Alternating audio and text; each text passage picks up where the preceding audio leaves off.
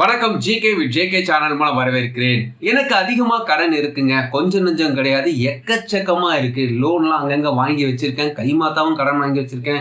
யாரெல்லாம் பார்க்குறாங்களோ அவங்களாம் கடன்காரங்களாகவே இருக்கிறாங்க. அந்த ஒரு சூழ்நிலை இருக்குது. எங்கள் வீட்டுக்கெலாம் வந்து எங்களை அசிங்கம் பண்ணிட்டு போகிறாங்க. நைட்லாம் தூங்கவே முடியல. ஃபோன் ஆன் பண்ணுறதுக்கு பயமாக இருக்குது.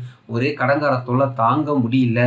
சின்னதாக வாங்க ஆரம்பித்து இப்போ பெருசாக போய் நிற்குது. எனக்கு வழியே தெரியாமல் ஒரு சூழ்நிலை நீங்கள் இருந்தீங்கன்னா உங்களுக்கான ஒரு வீடியோ தான் இது. இந்த வீடியோ பொறுத்த வரைக்குமே லோனை பற்றியும் லோன் தரக்கூடிய ஆப்புகளை பற்றியும் நம்ம பார்க்க போகிறது இல்லை. ஸோ அதை விட முக்கியமான ஒரு விஷயத்தை தான் பார்க்க போகிறோம். இன்கேஸ் உங்களுக்கு பணம் தேவைப்பட்டுச்சுன்னா அப்படி நிறைய வீடியோ போட்டிருக்கு, நீங்கள் பாருங்கள். ஸோ இந்த வீடியோவில் அதிகமான கடன் இருக்கிறவங்களுக்கு வெளியே வரதுக்கான வாய்ப்புகள் என்னென்ன விஷயங்கள் செஞ்சிங்கன்னா உங்களுடைய கடன்லேருந்து நீங்கள் வெளியே வர முடியுறது சொல்யூஷனோடு நம்ம பார்க்க போகிறோம்.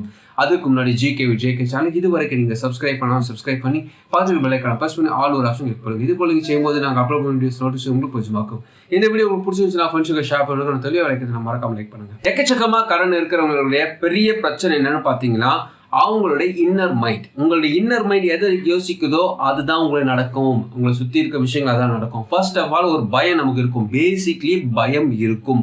அதிகமாக கடன் வாங்கி வச்சுக்கவங்களுக்கு ஒரு பயம் இருக்கும். என்னதான் காட்டிக்காமல் சிரிச்சுட்டு இருந்தாலும் உள்ளுக்குள்ள ஒரு பயம் இருக்கும். என்ன பயம் பார்த்தீங்கன்னா இந்த கடனை எப்படி அடைக்க போகிறோமோ ஒரு பயம். ரெண்டாவது எப்படி இதை சமாளிக்க போகிறோம். யாராவது வந்து அசிங்கம் பண்ணிட்டாங்கன்னா, வீட்டுக்கு வந்து அசிங்கம் பண்ணிட்டு போயிட்டாங்கன்னா ரொம்ப கஷ்டமாக இருக்குமே, இந்த தேதிக்குள்ளே கட்ட சொல்கிறாங்களே, இது ஒரு பயம். மூணாவது முக்கியமான ஒரு பயம் என்னன்னு பார்த்தீங்கன்னா ஃபேமிலி. அதாவது நம்ம கடன் வாங்கி ஏதாவது பிரச்சனையை மாட்டிக்கிட்டோம்னா நம்ம ஃபேமிலி யார் காப்பாற்றுறது? நமக்கு எதாவது ஆயிடுச்சுன்னா உடம்பு வேறு அப்படி இப்படி இழுத்துட்டு இருக்க, திடீர்னு ஒரு பிரச்சனை வந்துட்டு இருக்கு உடம்புல, நம்ம வர கடன்லாம் வாங்கி வச்சிட்டோம், நம்ம குடும்பத்துக்கு என்ன பண்ணுறது ஒரு பயம் இருக்கும். ஸோ இந்த பயம்தான் வந்து பார்த்தீங்கன்னா மெயினான ஒரு விஷயம். ரெண்டாவது முக்கியமான விஷயம் என்னன்னு பார்த்தீங்கன்னா டெம்பரவரி சொல்யூஷன். அதாவது நம்ம என்னதான் புத்திசாலித்தனமாக யோசிச்சாலும் இந்த கடனை வாங்கி அந்த கடன் அடைக்கலாம், அந்த கடனை வாங்கி இந்த கடன் அடைக்கலான்ட்டு ஒரு மைண்ட், ஒரு கிரிமினல் மைண்ட் நமக்குள்ளே போயிட்டே இருக்கும். ஸோ அந்த கிரிமினல் மைண்ட் என்ன பண்ணணும்னா ஒரு கட்டத்துக்கு மேலே நம்மளே திருப்பி கேட்கும், ஐயோ என்ன பண்ண போகிறேன், இப்படி பண்ணிட்டியே, லாஸ்ட்டில் இப்படி மாட்டிக்கிட்டேன்ட்டு. ஸோ டெம்பரவரி சொல்யூஷன் பார்க்கக்கூடிய ஒரு மைண்டு. இந்த கடன் பிரச்சனை இருக்கிறவங்க மேக்ஸிமம் இதில் தான் மாட்டுவாங்க.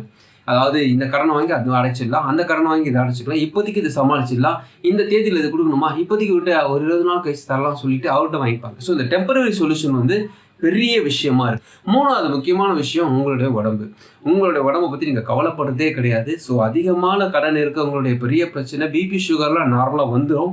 அது இல்லாமல் அவங்களுக்கு கேஸ்ட்ரிக் ப்ராப்ளம் அது இதுன்னு வரும். ஏன் பார்த்தீங்கன்னா அதிகமான அமிலம் சுரக்க ஆரம்பிச்சிடும். ஸோ நம்ம என்னைக்கு டிப்ரெஷனில் அதிகமாக வருமோ அமிலங்கள் அதிகமாக சுரக்க ஆரம்பிச்சிடும். இதுவும் ஒரு வகையான விஷயங்கள் தான். ஸோ இதுக்கான சொல்யூஷன்ஸ் ஃபர்ஸ்ட் ஆஃப் ஆல் இதுக்கான சொல்யூஷனை பார்க்கலாம். அதுக்கப்புறமா உங்கள் கடனை எப்படி அடைக்கலான்ட்டு யாரெல்லாம் உங்கள் லோன் தராங்கன்னு ஒன் பை ஒன்னாக நம்ம பார்க்கலாம். ஃபர்ஸ்ட் ஆஃப் ஆல் பயம். நமக்கு பயம் எடுத்துக்கிட்டு நம்ம என்ன பண்ணுறோன்னா மூணாவது ஸ்டெப்பாக தான் ஃபேமிலியை பற்றி யோசிக்க ஆரம்பிப்போம். ஃபர்ஸ்ட் ஆஃப் ஆல் எப்படி கடனை கொடுக்கலாம், எங்கேருந்து வாங்கி கொடுக்கலாம் அப்படின்னு யோசிப்போம். ரெண்டாவது அசிங்கப்படுத்திடுவாங்களோ ஒரு பயம். ஆனால் மூணாவதாக சொல்லக்கூடிய விஷயங்கள் பார்த்தீங்கன்னா குடும்பத்தை பற்றி பயப்படணும் தெரியுமா, அதுதான் உண்மையாகவே அதிகமான பாயிண்ட்ஸில் இருக்கும். அதாவது 90% உங்களுடைய பயமே உங்கள் ஃபேமிலியை பற்றி தான் இருக்கும். அதை சரி பண்ணிங்கன்னாவே மீதிக்கு 2 விஷயங்கள் சாதாரணமாக சரியாயிடும். இது வந்து உளவியல் ரீதியான ஒரு விஷயம். உங்கள் குடும்பத்துக்கு நீங்கள் என்ன பண்ணலாம், உதாரணத்துக்கு உங்களுக்கு ஒரு 10 லட்சம் கடை இருக்குன்னா அதுக்கேற்றவரை ஒரு இன்சூரன்ஸ் நீங்கள் போட்டு வைக்கிறது நல்லது. ஒரு சம் அஷூரன்ட் இவ்வளோ அமௌண்ட்டுன்னு நீங்கள் போட்டு வைக்கிறது நல்லது. அப்படி போட்டு வைக்கும்போது என்னன்னா நம்மளோட பயம் வந்து கொஞ்சம் இறங்கிடும். ஸோ நமக்கு இல்லைனா கூட நம்ம குடும்பம் கஷ்டப்படாது. அவங்களை நம்ம சேர்த்து வைக்கலனால பரவாயில்ல, அவங்க கடன்காரனா நம்ம விட்டு போகக்கூடாது. ஒரு பயத்துலேருந்து ஒரு தெளிவு நமக்கு கிடைக்கும். ப்ளஸ்ஸாக நீங்கள் என்ன சேர்த்து வைக்கலாம் பார்த்தீங்கன்னா கொஞ்சம் கொஞ்சமாக ஏதாவது பிபிஎஃப் இல்லாட்டி செல்வ மகள் சேமிப்பு திட்டம் இது போல் நிறைய ஃபேமிலிக்காக சேர்த்துக்கக்கூடிய நிறைய ஸ்கீம்லாம் போஸ்ட் ஆஃபீஸ் ஸ்கீமில் இருக்குது. அதை பற்றி வீடியோஸ்லாம் நான் போட்டிருக்கேன், நீங்கள் போய் பார்க்கலாம், பிளேலிஸ்ட்டில் இருக்குது.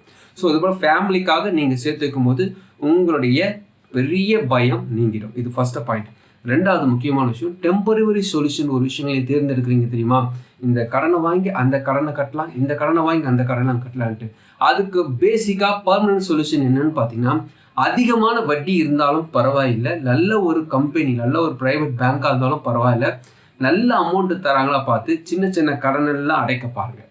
ஸோ அது நீங்கள் அடைக்கலாம். நிறைய பேர் என்ன யோசிப்பாங்கன்னா அவன் 26% கேட்குறான், அவன் வந்து 18% பாரு ஆனால் வட்டி போகிறான், ரொம்ப அதிகம் சொல்லிட்டு யோசிப்பாங்க. ஆனால் இவங்க சுற்றி வாங்குற கடனை பார்த்தீங்கன்னா மாதம் கட்டக்கூடிய ரொட்டேஷன் பைசாவை கணக்கு போட்டாவே கிட்டத்தட்ட அதுவே வந்துடும். அதனால உங்களுக்கு கடன் எவ்வளோ இருக்குது நீங்கள் கால்குலேட் பண்ணுங்கள். மொத்தமாக நீங்கள் வட்டி மட்டுமே எவ்வளோ கட்டியிருக்கீங்க கால்குலேட் பண்ணுங்கள்.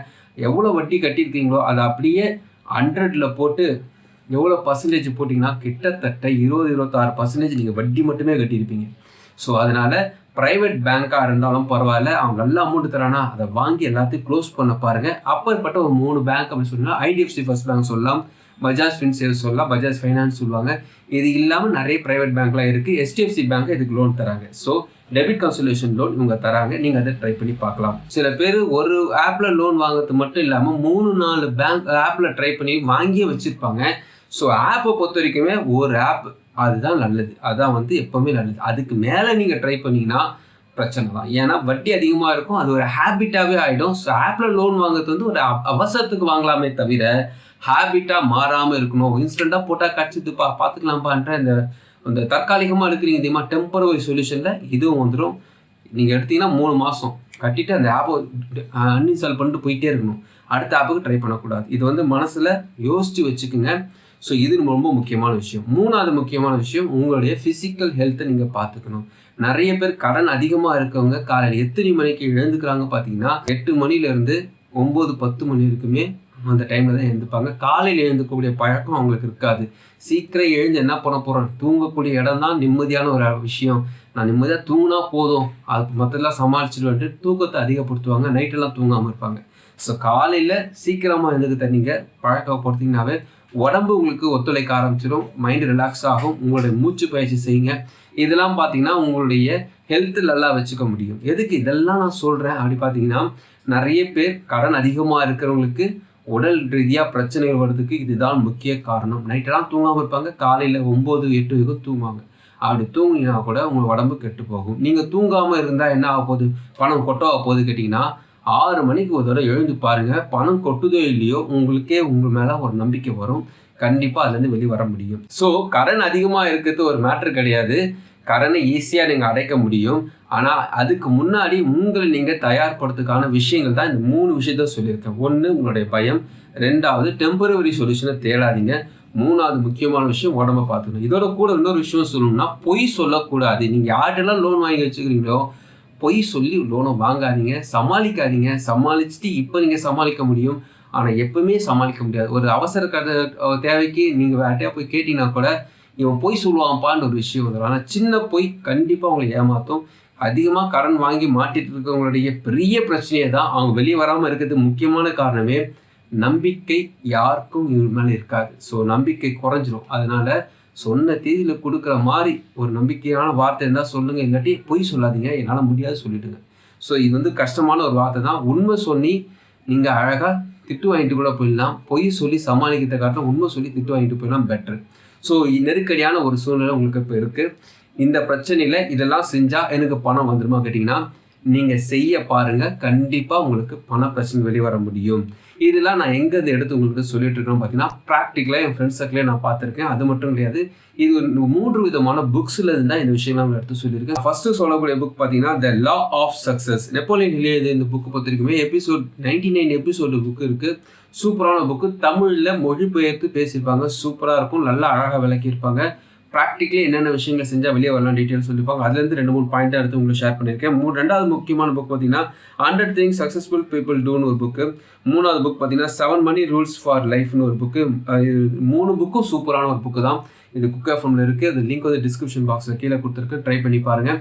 ஸோ இந்த வீடியோ பொறுத்த வரைக்குமே உங்கள் கடன் பிரச்சனைலேருந்து நீங்கள் வெளியே வரதுக்கான ஃபஸ்ட்டு ஸ்டெப்பை மட்டும் தான் நான் சொல்லியிருக்கேன். இந்த ஸ்டெப்பை நீங்கள் எடுத்து வச்சிங்கன்னா அடுத்து வர ஸ்டெப்லாம் ஈஸி ஆகிடும். ஸோ இங்கே தான் பிரச்சனைன்ற விஷயத்தை தான் மெயின் பண்ணி சொல்லியிருக்கேன். கண்டிப்பாக அது யூஸ்ஃபுல்லாக இருக்குன்னு நினைக்கிறேன். உங்கள் ஃப்ரெண்ட்ஸுக்கு ஷேர் பண்ணுவாங்களுக்கு கொஞ்சமாக இருக்கும். மற்றொரு மறுபடியும் பார்க்கலாம்.